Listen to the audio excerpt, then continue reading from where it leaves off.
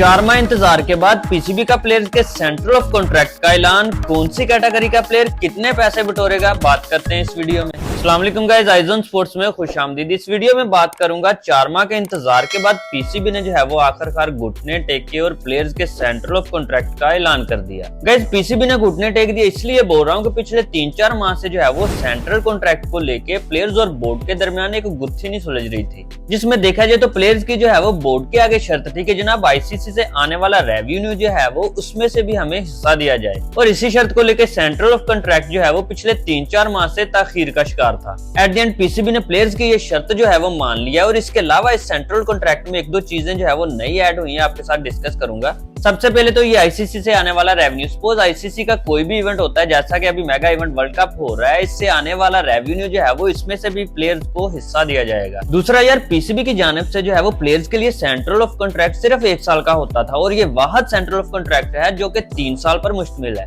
तो इस 3 साल सेंट्रल ऑफ कॉन्ट्रैक्ट में 25 प्लेयर जो है वो शामिल हैं, और इसके अलावा इस सेंट्रल ऑफ कॉन्ट्रैक्ट में जो है वो रेड बॉल और व्हाइट बॉल वाला कॉन्सेप्ट पहले जो चलता होता था वो खत्म कर दिया गया है। मतलब इन 25 प्लेयर्स को अब 4 कैटेगरीज में जो है वो रखा गया, और कौन सी कैटेगरी में कौन सा प्लेयर कितना कमाएगा ये आपको बताता हूँ। कैटेगरी ए की अगर बात करूं तो इसमें 3 प्लेयर्स जो है वो आपको देखने को मिलेंगे, जिनमें स्कीपर बाबर आजम, शहीनशाह अफरीदी और मोहम्मद रिजवान जो है वो शामिल हैं। कैटेगरी ए के इन 3 प्लेयर्स की अगर सैलरी की बात करूं तो इस सेंट्रल कॉन्ट्रैक्ट में जो है वो 202% इनकी सैलरी बढ़ी है, जिसके मुताबिक ये तीनों प्लेयर्स महाना 45 लाख रुपया जो है वो पीसीबी से अपनी सैलरी वसूल करेंगे। और हाँ, ये इनकी महाना सैलरी है, मैच फीस जो है वो अलग है। मैच फीस की अगर बात करूं तो इस सेंट्रल कॉन्ट्रैक्ट में टेस्ट की 50%, जबकि ओडीआई की 25% और T20 की जो है वो 12.5% जो है वो आपकी मैच फीस बढ़ी है। इसके अलावा बी कैटेगरी की अगर बात करूं तो इस सेंट्रल कॉन्ट्रैक्ट में जो है वो बी कैटेगरी के प्लेयर्स की 144% जो है वो सैलरी बढ़ी है, जिसके मुताबिक बी कैटेगरी के प्लेयर्स जो है वो महाना 30 लाख रुपया पीसीबी से अपनी सैलरी वसूल करेंगे। और बी कैटेगरी में कौन कौन से प्लेयर हैं, इनके नाम आपको बताऊं तो इसमें 6 प्लेयर्स जो हैं वो शामिल हैं, जिनमें फखर जमान, हारिस रऊफ, इमामुल हक, मोहम्मद नवाज, नसीम शाह और शदाब खान जो है वो शामिल हैं। इसके अलावा सी कैटेगरी में जो है वो पीसीबी ने 2 प्लेयर्स रखे हैं, जिनमें इमाद वसीम और अब्दुल्ला शफीक के नाम जो है वो शामिल हैं। और सी कैटेगरी के प्लेयर्स की सैलरी जो है वो 135% बढ़ी है, जिसके मुताबिक ये प्लेयर्स जो है वो 15 लाख रुपए महाना पीसीबी से वसूल करेंगे। इसके अलावा यार डी कैटेगरी के प्लेयर्स की सेंटर ऑफ कॉन्ट्रैक्ट में जो है वो 127% सैलरी बढ़ी है, जिसके मुताबिक ये प्लेयर्स जो है वो 7.5 लाख रुपए महाना पीसीबी से वसूल करेंगे। और इस डी कैटेगरी में बाकी के 14 प्लेयर्स जो है वो शामिल हैं, जिनके नाम फहीम अशरफ, हसन अली, इफ्तिखार अहमद, एहसानुल्लाह, मोहम्मद हारिस, मोहम्मद वसीम जूनियर, सलमान अली आगा, साइम अयूब, सरफराज अहमद, सौजकिल, शाहनवाज धानी, और इसके अलावा शान मसूद, उसामा मीर और जमान खान के नाम जो है वो शामिल हैं। एक और अहम चीज सेंटर ऑफ कॉन्ट्रैक्ट में पीसीबी ने जो शामिल की है, जिसके मुताबिक सेंटर ऑफ कॉन्ट्रैक्ट के जो प्लेयर्स हैं बैरूनी कोई भी सिर्फ 2 लीग्स खेल सकते हैं। मतलब टोटल मिला के अगर देखा जाए तो 3, जिसमें एक पीएसएल है और बाकी बाहर की 2 लीग्स जो है वो आप खेल सकते हैं, क्योंकि इससे पहले इस चीज का खमियाजा जो है वो पीसीबी भुगत रहा है, क्योंकि रिसेंट अगर देखा जाए तो हमारे प्लेयर्स जो हैं वो काफी लीग्स खेलने की वजह से इंजर्ड हुए हैं। इसके अलावा इस सेंट्रल ऑफ कॉन्ट्रैक्ट के जो प्लेयर्स हैं वो डोमेस्टिक जब खेलेंगे तो उसकी फीस जो है वो उन्हें अलग मिलेगी।